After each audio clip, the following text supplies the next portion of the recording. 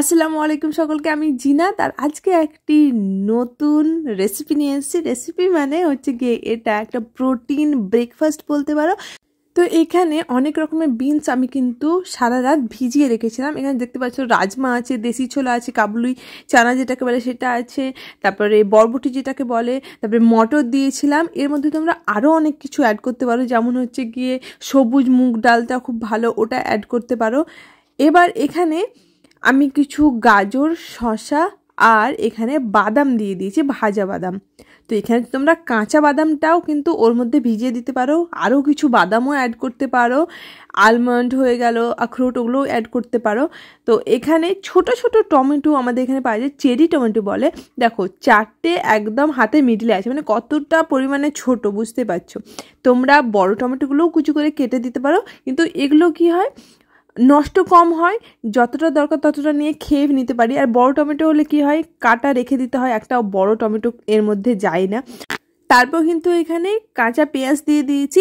এটা অনেকে স্কিপ করতে পারো, অনেকে কাঁচা পেঁয়াজ সকালে উঠে পছন্দ হয় না, কিন্তু এর মধ্যে কাঁচা পেঁয়াজ আমাদের ভালো লাগে তাই অ্যাড করেছি।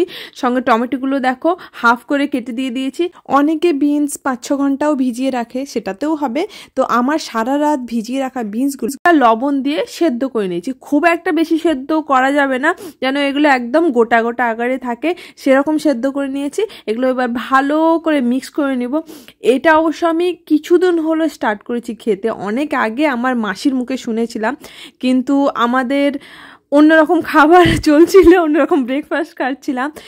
এখন কিছুদিন থেকে আমরা উইকে অ্যাটলিস্ট 3 দিন এই ব্রেকফাস্টটা খাই। সকালে উঠে এটা প্রচুর হেলদি, আর সঙ্গে একদম পেট ভরা।